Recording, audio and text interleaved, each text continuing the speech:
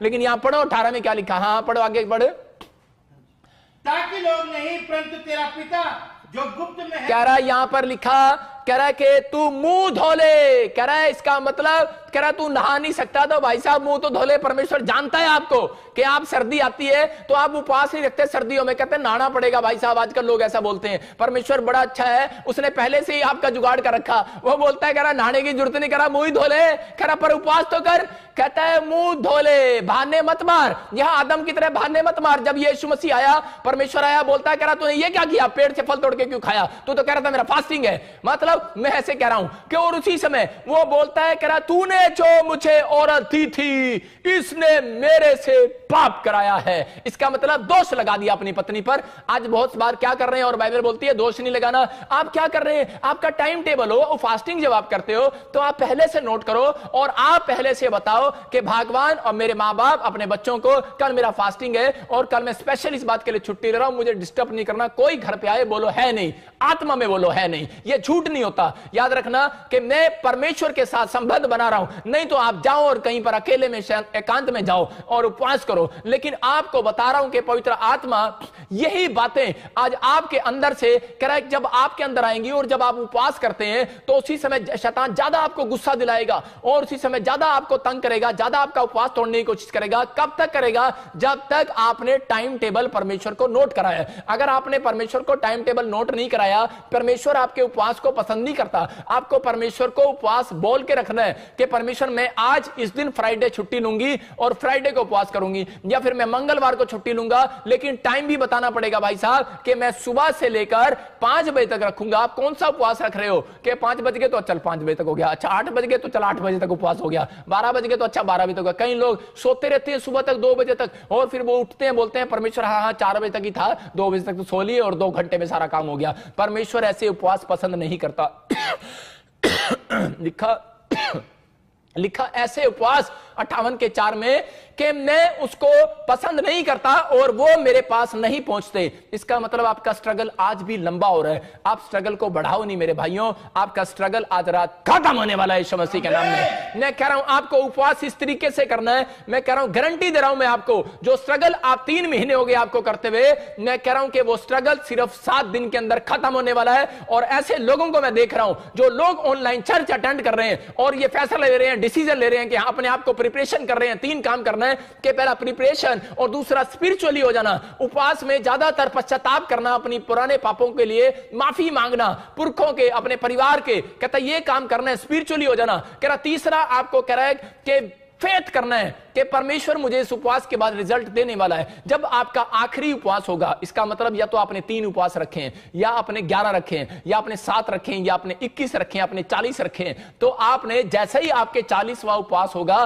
तो परमेश्वर आखिर में आपको रिजल्ट देगा। मैं आपको एक बात बता रहा हूं, गवाही दे रहा हूं कि मेरे ऊपर एक बार कर्जा हो गया, लाखों रुपए का कर्जा हो गया और मैं इतने कर्जे में आ गया कि मेरे परिवार के लोगों ने भी मुझे घर से निकाल दिया। लेकिन जब मैं प्रभु में आया और उस समय मैंने फास्टिंग किया, पवित्र आत्मा ने मुझे कहा कि तू 40 दिन की फास्टिंग कर, और मैंने 40 दिन की फास्टिंग किया। मेरे को बड़ी मुसीबतें आई, मैंने 1 से 10 दिन, 20 दिन, 30 दिन, लेकिन उस समय पर मैंने उस व्यक्ति को पैसे देने थे, नहीं तो मेरे ऊपर कोर्ट केस हो जाना था। और जब मैंने 40 दिन मैंने उपवास, मेरा जब 40वां उपवास था, मैं उसी समय रो रहा था और परमेश्वर के सामने कह रहा था। मैंने एक कमरा किराए पर लिया हुआ था और मैं वहां बैठ गया और मैं उसी समय उस घर में बैठ गया और मैंने किसी को नहीं बताया, स्विच ऑफ। और मैं 40 दिन मैंने हार्ड फास्टिंग किया, सिर्फ मैंने पानी का उपवास रखा, मैं सिर्फ पानी पीता था और 40 दिन प्रेयर करता था। प्रेयर मेरी सिर्फ प्रेयर यही थी कि परमेश्वर पूरी दुनिया के लोगों को बचा ले, या तो मुझे बिजनेसमैन बना दे, ऐसा बिजनेसमैन कि नंबर 1 बिजनेसमैन, या फिर नंबर 1 पादरी बना दे। 2 में से एक काम कर दे। अगर सेवा लेनी है तो सेवा ले, अगर कोई बिजनेसमैन बनाना है तो बिजनेसमैन बना दे। लेकिन परमेश्वर ये अदर में ना लटका मेरे को नहीं लटकना। आज मैंने कहा पैसा है, कल नहीं है, आज ये हो रहा है, वो हो रहा है। मैंने कहा परमेश्वर कभी ये बीमारी आ रही है, कभी समस्या आ रही है। मैंने परमेश्वर से बैठकर प्रार्थना किया कि परमेश्वर अगर तू मेरा ये कर्जा उतार दे तो मैं तेरी सेवा करूंगा, मैं परमेश्वर सब कुछ छोड़ दूंगा। पवित्र आत्मा ने मेरे समर्पण को देखा और मैंने फैसला लिया। मैंने देखा जिंदगी में कुछ नहीं है, सबोदेशक की किताब बोलती है सब कुछ व्यर्थ है। और उसी समय मैंने फैसला लिया, मैंने कहा परमेश्वर तू पूरा कर। मैं आपको बता रहा हूं कि 40वें दिन एक आदमी मेरे गेट पर आया और उसने मेरे से हेल्प मांगी कि मेरे मकान के लिए हेल्प मांगी बिकवाने के लिए। मैंने कहा मैं प्रॉपर्टी डीलर का काम करता ही नहीं हूं, लेकिन पवित्र आत्मा ने मुझे कहा कि आज 40वां दिन है, आज तू नहीं आया। जब यीशु मसीह का 40वां दिन पूरा हुआ तो लिखा वहां पर स्वर्गदूत उसकी सेवा करने के लिए आ गए, और वो आदमी मेरे लिए खाना लेकर आया। और वो आदमी कहता मैंने आपका इतना नाम सुना है, कहता है कि आप कह रहा है कि आपको कह रहा मेरी मदद करनी है, ये पड़ोसी प्लाट आपके कहने से बेचने वाला है। मैंने कहा यार वो मुझे जानता ही नहीं है। कह रहा नहीं आपका पड़ोसी है। और मैंने उससे रिक्वेस्ट किया और उस व्यक्ति ने मेरी बात मान लिया और वो प्लाट बिक गया और मेरा लाखों रुपए का फायदा हो गया। मैंने कार भी लिया, एक बुलेट भी लिया और मेरा कर्जा भी उतर गया। मतलब ये परमेश्वर है, पवित्र आत्मा चमत्कार करता है। चर्च, अगर आज आप उपवास कर रहे हैं और उपवास अगर आपने पूरा कर लिया, आपको डिफिकल्टी आनी है। अगर आप 40 दिन का नहीं पूरा कर सकते, 21 दिन का पूरा नहीं कर सकते, 11 दिन का पूरा नहीं कर सकते, 3 दिन का पूरा नहीं कर सकते, कम से कम एक दिन तो सही बनकर दिखाओ परमेश्वर को। एक दिन तो आप उपवास करो। कहता है कि आपका उपवास, कहता है ये नहीं कि आप दूसरों से काम कराओ, घुसे मारो, एक दूसरे की बुराई करो। कहता है इसलिए बाइबल बोलती है, कह रहा तेरी जीभ में कहता है सब कुछ रखा है, इसलिए लिखा, कह रहा अगर तू अच्छे दिन देखना चाहता है, अगर तू अपने घर का मकान बना हुआ देखना चाहता है, अगर तू जॉब देखना चाहता है, अगर तू तरक्की देखना चाहता है, प्रमोशन देखना चाहता है, कह रहा परमेश्वर से बातें करना चाहता है, कह रहा कि अपनी जुबान को एक टेस्ट के करने से रोके रहे। कह रहा स्वादिष्ट व्यंजनों का टेस्ट करने से रोके रहे। दानियल ने कहा परमेश्वर मैं कोई स्वादिष्ट व्यंजन नहीं खाऊंगा, और परमेश्वर ने उसको कहा ठीक है आप भी ऐसा कर सकते हैं। परमेश्वर मैं मिठाई, कोई चिकन, कोई मीठी चीज मैं नहीं खाऊंगा, मैं सिर्फ नमकीन चीज खाऊंगा, खिचड़ी खाऊंगा।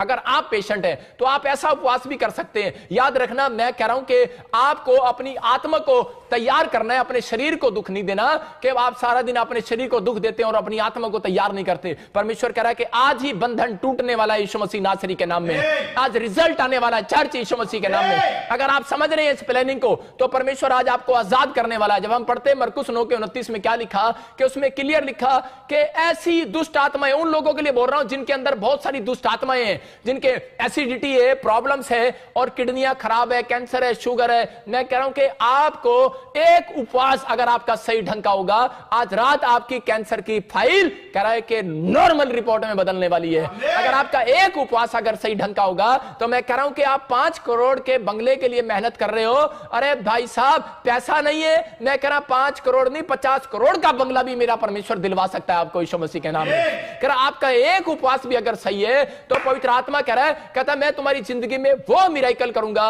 कहता है कि तुम बदल जाओगे, आशीष आ जाएंगी यीशु मसीह के नाम में। कहता है कि परमेश्वर उपवास करने वालों से मिलने आता है। दानियल से मिलने आया और दानियल ने कहा कि मैं स्वादिष्ट व्यंजन नहीं खाऊंगा। उसका टाइम टेबल था, आज चार्ट बनाओ, अपनी पत्नियों को, अपने परिवार को बताओ कि मेरा ये चार्ट है, इस टाइम टेबल पर मैं खाऊंगा और मैं ये करूंगा। परमेश्वर पसंद करता है ऐसे उपवासों को। और आपके आज से स्ट्रगल खत्म होने वाला है। अगर आज ज्यादा दुष्ट आत्मा प्रॉब्लम तंग कर रही है, ज्यादा कर्जा हो गया है, नहीं उतर रहा, मैं कह रहा हूं कुछ करने की जरूरत नहीं है। कुछ लोग अपने सिर को फोड़ते हैं, निराश होते हैं, सुसाइड करते हैं, कुछ नहीं करना, या पादरियों के कान खाते हैं, कुछ नहीं करना भाई साहब। आपको सिर्फ एक काम करना है, आपको इस वचन को पढ़ना है। पढ़े मरकुस 9:29। हाँ, उसने उनसे कहा, हाँ, ये जाति बिना प्रार्थना किसी और उपाय से नहीं निकल सकती। कह रहा है ये जाति किसी और उपाय से नहीं निकल सकती। आज आपको उपाय देकर जा रहा हूं। अगर आप क्रिश्चियन नहीं है, आप प्रभु को नहीं जानते, चाहे आप किसी भी धर्म से बिलोंग करते हो, लेकिन परमेश्वर का आत्मा आज आपको उपाय दे रहा है। अगर आपके ऊपर कर्जा हो गया है,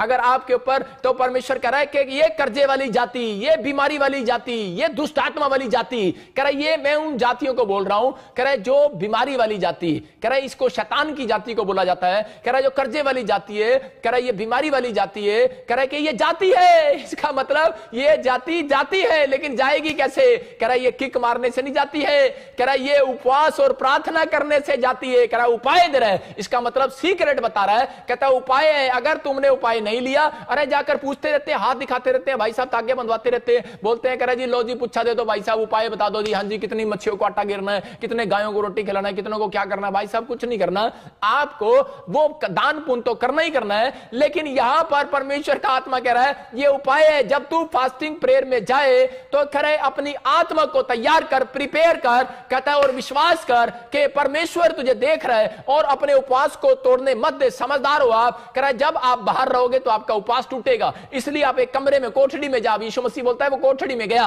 और कह रहा है कि गुप्त करे में परमेश्वर तुझे देखता है और गुप्त का तेरा प्रतिफल आज रात मिलने वाला है तुझे यीशु मसीह के नाम में। अगर आप मुझे पाकिस्तान से, आसाम से, नेपाल से, पंजाब से, हरियाणा से, चंडीगढ़ से, छत्तीसगढ़, कह रहा है कि उड़ीसा से, अगर ऑस्ट्रेलिया, अमेरिका, न्यूजीलैंड, यूरोप से आप सिंगापुर, मलेशिया, थाईलैंड से देख रहे हो, तो मैं उन लोगों के लिए भविष्यवाणी कर रहा हूं, आपका स्ट्रगल 7 दिन के अंदर खत्म हो रहा है यीशु मसीह के नाम में, खत्म हो रहा है। ये मेरा आशीर्वाद है, 7 दिन के अंदर खत्म हो रहा है। जिन लोगों ने ये फैसला ले लिया है, मैं कह रहा हूं कि परमेश्वर खत्म करता है, लेकिन बहुत लोगों को नहीं पता। हम प्रेरितों के 12 का 5 पढ़ते, वहां पर क्या था? प्रेरितों के 12 के 5 में जब हम देखते हैं एक जगह पर, वहां पर बहुत सारे करे विश्वासी उपवास कर रहे थे, और उपवास करते करते वो क्या कर रहे थे? उपवास, पतरस जब जेल के अंदर था तो उसी समय उन्होंने, कलीसिया ने लो लगाकर उपवास प्रार्थनाएं किया, और उसके 5 मिनट के बाद ही जैसे ही उन्होंने स्टार्ट किया, एक औरत आई और बोलती चलो चलो मेरे घर पे चलो, उसका नाम मरियम, और वो बोलती है चलो मेरे घर पे चलो, आज मेरे घर पे फास्टिंग प्रे करेंगे। आज विश्वासी लोग भी ऐसे ही करते हैं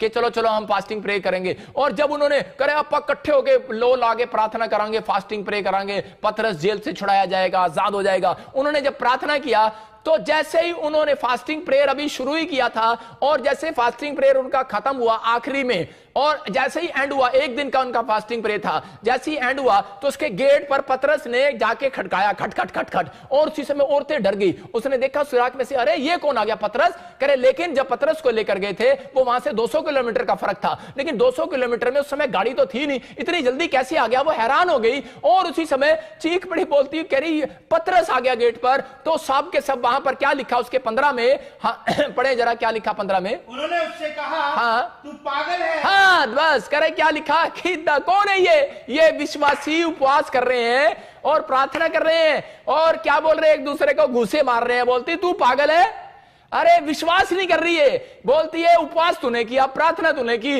रिजल्ट तेरी प्रार्थना का आया, लेकिन तू विश्वास नहीं कर रही। इसका मतलब आपको उपवास करने के बाद फेथ भी आपके अंदर परमेश्वर चेक करता है, आपके फेस का इंप्रेशन भी आप परमेश्वर आपका चेक करता है। यहां पर ये औरत ने जब उपवास किया, और उसी समय जब इसका उपवास पूरा हुआ तो पतरस जेल से छूट कर आ गया, और वो उड़कर आया, स्वर्गदूत उसको लेकर आए वहां पर उसी प्लेस पर। इसका मतलब 200 किलोमीटर का जो सफर था उसने सिर्फ करा के 5 घंटे में, करा के सिर्फ 15 मिनट में पूरा कर दिया।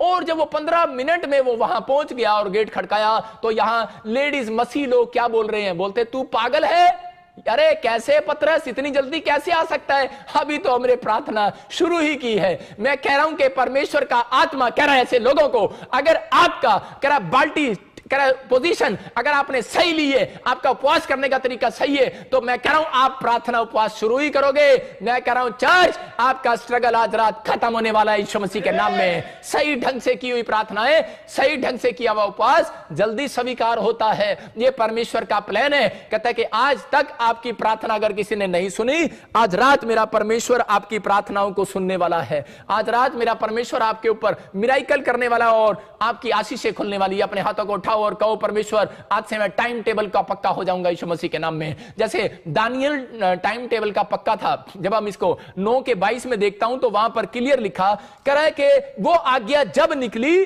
कह रहा है कि जब तू प्रार्थना कर रहा था। इसका मतलब कि वो टाइम टेबल देख रहा था परमेश्वर। एक जगह हम पढ़ते हैं प्रेरितों के काम 10 का 30 देखते हैं और जल्दी से कुरनेलियुस के बारे में देखते हैं कि वो परमेश्वर को नहीं जानता, वो इटालियन का सूबेदार है, लेकिन बाइबल बोलती है कि वो समय पर प्रार्थना उपवास करता था और परमेश्वर ने उसकी लाइफ में चमत्कार किया। हाँ पढ़ें देखो। कुरनेलियुस ने कहा इसी घड़ी पूरे 4 दिन हुए मैं अपने घर में तीसरे पहर प्रार्थना कर रहा था, तो देखो एक पुरुष चमकीला वस्त्र पहने हुए मेरे सामने खड़ा हुआ और कहने लगा, हे कुरनेलियुस, तेरी प्रार्थना सुन ली गई है और तेरे दान। हालेलुया। यहां पर क्लियर लिखा कह रहा है कि कुरनेलियुस के पास वहां पर लिखा इसी घड़ी, मतलब उसी घड़ी पूरे 4 दिन हुए थे। इसका मतलब कि 3 दिन का जो उसका फास्टिंग था और जैसे ही वो पूरा हुआ चौथे दिन कहते हैं कि स्वर्गदूत उसके गेट पर आकर खड़ा हो गया।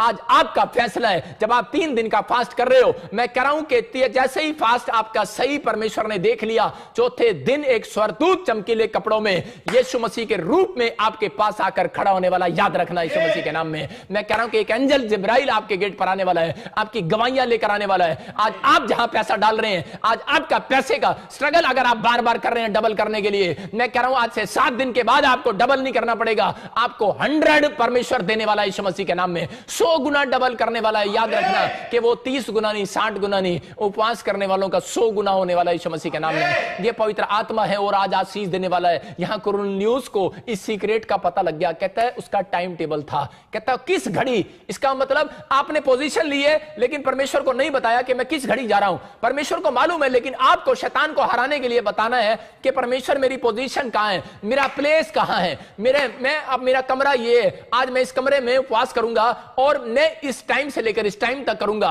और यहां पर स्वर्गदूत कब आए, कह रहा है जब उसी घड़ी पूरे टाइम पर 4 दिन हुए, कह रहा है कि मैं अपने घर में तीसरे पहर कर रहा था। इसका मतलब तीसरा पहर शाम का पहर, के वो जब उपवास कर रहा था, जैसे ही शाम के समय उसने जो सुबह से लेकर, अगर आप 6 बजे तक सूरज ढलने से पहले, कह रहा है कि आप जब सूरज ढलता है उपवास पूरा करते हो, उसी समय मैं कह रहा हूं एक एंजल आज रात आपके गेट पर आने वाला है, चर्च यीशु मसीह के नाम में। और यहां पर आकर कुरनेलियुस को कहा, कहता है कि तेरे घर का मैं उद्धार करूंगा।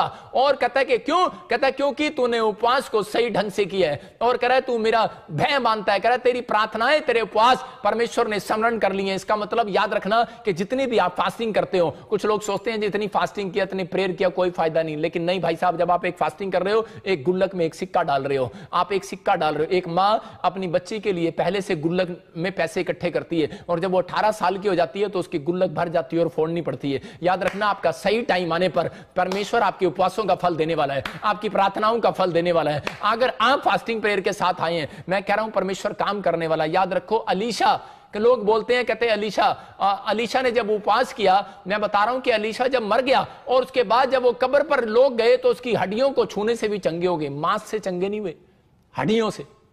मैं कह रहा हूं कि आप जब रोटी नहीं खाते आपका मांस उतर जाता है, आप कमजोर हो जाते हो। जब आप फास्टिंग करते हो, कुछ लोग सोचते हैं कि शायद कि मेरा वजन घट जाएगा, मैं फास्टिंग हो जाएगा, कुछ लोग इसलिए रखते हैं। लेकिन बाइबल बोलती है आपके स्वास्थ्य के लिए भी फास्टिंग अच्छा है जब आप फास्टिंग करते हैं। अलीशा ने जब फास्टिंग किया तो परमेश्वर ने चमत्कार किया, मिराकल किया, और उसके अंदर अनॉइंटिंग भरी रहती है। याद रखना, फास्टिंग को ही जब रखते हैं आप तो अभिषेक ऊपर आता है। अभिषेक एक दिन के लिए नहीं रहता। अगर आप मर भी जाएंगे तो आपके जो मांस हैं और उसके अंदर जो हड्डियां हैं, कहता है मांस उतर जाता है, मांस सूख जाता है, लेकिन हड्डियां सूखती नहीं है। हड्डियों को तोड़ा और चूरा किया जाता है, लेकिन हड्डियां जो पड़ी रहती हैं, कह रहा उन हड्डियों के ऊपर अनॉइंटिंग चिपकी रहती है। आज अलीशा के ऊपर चिपकी हुई थी अनॉइंटिंग चिपकी हुई थी। इसलिए यीशु मसीह बोलता है, कह रहा है कि एक व्यक्ति, कह रहा है कि भूखा रह सकता है, कह रहा है क्योंकि उसकी हड्डियों में अनॉइंटिंग है, आपके खून में अनॉइंटिंग है यीशु मसीह की। अगर आपके अंदर यीशु मसीह का खून है तो आज से आप लोग यीशु मसीह के खून बनके बोलोगे कि मैं आज से फास्टिंग किया करूंगा। मैं कह रहा आपकी हड्डियों में अनॉइंटिंग चिपक जाएगी। आज आपकी हड्डियों में, अलीशा की हड्डियों में अनॉइंटिंग चिपकी हुई थी। अरे वहां का ऐसा ना करना कि शमशान घाट पे जाके किसी पास्टर की हड्डियां लेके अपने सिर पे मार लेना। भाई साहब ये गलती ना करना। यहां तो उसकी सिर्फ वो एक ही ऐसा बंदा था, कहीं भाई साहब किसी पास्टर की हड्डियां ठाट आगे अपने सिर में मारो, वो नहीं करना। कंगाल को नहीं उठा के ले आना। मैं कह रहा हूं कि वो हड्डियां, सिर्फ वो हड्डियां परमेश्वर देख रहा है जो फास्टिंग प्रेयर करती हैं। आपकी हड्डियां मजबूत हो जाएंगी। यीशु मसीह फास्टिंग प्रेयर करता था, इसलिए लिखा उसकी एक भी हड्डी टूटने ना पाई। मैं कह रहा हूं अगर आज आप परमेश्वर के सामने सही उपवास करते हैं, अगर आप परमेश्वर को कह रहे हैं परमेश्वर मैं उपवास करता हूं, तो बाइबल बोलती है तेरी एक भी हड्डी टूटने ना पाएगी। तेरे एक भी कर बिजनेस को कोई शैतान छूने ना पाएगा। करा अगर आप उपवास करते हैं, करा एक भी तेरा काम फ्लॉप होने ना पाएगा। करा जितना काम तू करेगा, जितनी मेहनत करेगा, करा आज से उतना ही करा के 100 गुना फल दिया करूंगा यीशु मसीह के नाम में। आपकी हड्डियों में बस जाए ये वचन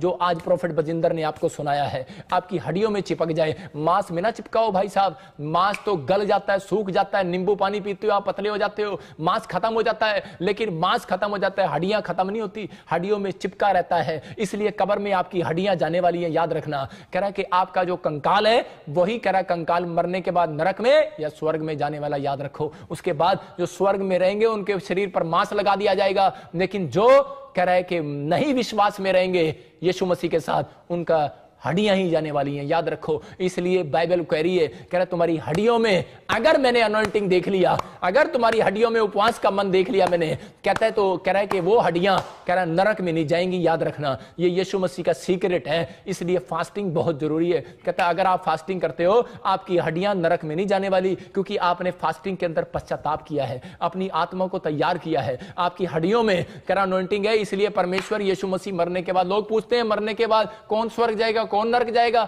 भाई साहब अगर फास्टिंग करते हो, फास्टिंग करने वाला बंदा इस ढंग से अगर फास्टिंग करता है, उसकी हड्डियों पे अनॉइंटिंग देख लेगा यीशु मसीह, और उसकी हड्डियां नरक में नहीं जाने वाली, उस ऊपर जाने वाली और उस पर मांस लगने वाला और वो स्वर्ग में जाने वाला है। आपको फिर से एक जीवन मिलने वाला है। इसलिए यीशु मसीह की वो एक भी हड्डी ना तोड़ पाए। क्रूस पर कितना मारा, मांस खत्म किया उन्होंने, देखो मांस खत्म किया, खून निकाला, सब कुछ किया उन्होंने, पानी किया, सब कुछ किया, लेकिन एक भी हड्डी नहीं तोड़ पाए। क्यों? क्योंकि हड्डियों में उसकी 40 दिन की अनॉइंटिंग थी। अगर आपको बता रहा हूं कि मूसा 40 दिन का उपवास करके आया ऊपर, लेकिन परमेश्वर को पसंद नहीं आया। परमेश्वर ने कहा मूसा फिर ऊपर वापिस आ, और दोबारा 40 दिन का उपवास करने के लिए गया। अरे भाई साहब बेहोश हो जाता, 80 उपवास कौन रख लेगा। अरे दोबारा फिर ऊपर बुला लिया परमेश्वर ने उसको। हो सकता है कि परमेश्वर आपको बुला रहा हो और कह रहा हो कि परमेश्वर कह रहा है आज तक 15 साल में तूने जो उपवास किए खत्म कर, उनको मुझे पसंद नहीं आए, लेकिन अगर आज तो ये उपवास एक दिन का भी रख लेगा। पवित्र आत्मा कह रहा है 40 दिन का उपवास अगर नहीं रखा जा रहा, लेकिन एक दिन ऐसा 40 दिन की तरह उपवास रख लो कि एक रोजा ऐसा रख लो कि जो परमेश्वर को पसंद हो। अगर आज आपने अपनी आत्मा को तैयार कर लिया इस वचन के बाद, पवित्र आत्मा कह रहा है आज बंधन तोड़ कर जाऊंगा मैं यीशु मसीह के नाम में। कह रहा आपकी हड्डियों में भी कह रहा आज जान आने वाली है यीशु मसीह के नाम में, आपकी प्रोग्रेस होने वाली। आज से कोई पिता नहीं चाहता कि उसके बच्चे संघर्ष करें, मेरा बाप भी नहीं चाहता, मेरा यीशु मसीह नहीं चाहता कि आप स्ट्रगल करें अपनी लाइफ के अंदर। पवित्र आत्मा आपको दुखी देखना नहीं चाहता, वो आपको कर्जे में देखना चाहता, वो आपको बीमारियों में नहीं देखना चाहता, लेकिन शैतान आपको देखना चाहता है, इसलिए वो आपके उपवास को तोड़वाना चाहता है। उसको पता है, कह रहा है कि जो लोग यीशु मसीह के नाम से उपवास करते हैं, कह रहा है उनसे कह रहा कि वो पावरफुल हो जाते हैं, इसलिए वो उनसे डरता है। इसलिए वो हमेशा आपको उपवास में गुस्सा दिलाएगा, उपवास को तोड़ने की कोशिश करेगा, उस दिन आपको ज्यादा भूख लगाएगा, उपवास के अंदर ही आपके साथ बड़ी परिस्थितियां आएंगी। लेकिन आपको परमेश्वर को बताना है परमेश्वर मैं कल उपवास रखने वाला हूं, प्लीज मेरी हेल्प कर। और परमेश्वर इसी समय उस उपवास को गुप्त में देखने वाला है। और आपने अगर एंड तक उपवास पूरा सही कर दिया, मैं कह रहा हूं यीशु मसीह का जब पूरा हुआ तो स्वर्गदूत उसकी सेवा के लिए आए। और आज मैं भविष्यवाणी करता हूं जो लोग सही तरीके से उपवास पूरा करेंगे उनके घर में आज स्वर्गदूत उनकी सेवा करने के लिए आएंगे यीशु मसीह के नाम में। अरे आप क्या सोचते हो, आपने सेवा किया, परमेश्वर जानता है। मैं देखता हूं ऐसे लोगों को जो पादरियों की सेवा करते हैं, पैर छूते हैं, बेचारे पैर धोते हैं और उनसे प्यार करते हैं पादरियों से, और उनके पैर छूते हैं, उनकी मालिश करते हैं, उनको पैसा देते हैं, उनकी रोटियों का खर्चा उठाते हैं, उनके मिनिस्ट्री में हेल्प करते हैं, अपना गला काट कर वो मिनिस्ट्रियों में हेल्प करते हैं। मैं ऐसे लोगों को पसंद करता हूं, मेरा प्रभु पसंद करता है, मेरा परमेश्वर कह रहा है ऐसे लोगों के लिए, कह रहा है कि अगर वो लोग कह रहा उपवास करे, कह रहा है परमेश्वर कह रहा है, कहता है कि आज याद रखना, कहता है मैं उनके बच्चों का स्ट्रगल खत्म करने के लिए जा रहा हूं यीशु मसीह के नाम में। उन लोगों के लिए कह रहा है जो आप दिन रात ऑनलाइन चर्च, मुझे लाखों लोग जो इस समय देख रहे हैं, जो आज आप डरे हुए हैं कोरोना वायरस से, जो आप डरे हुए हैं किसी कैंसर, शुगर से, थायराइड से, पवित्र आत्मा कह रहा है मैं बीमारी को कहता नहीं देखता, मैं मनुष्य को देखता हूं।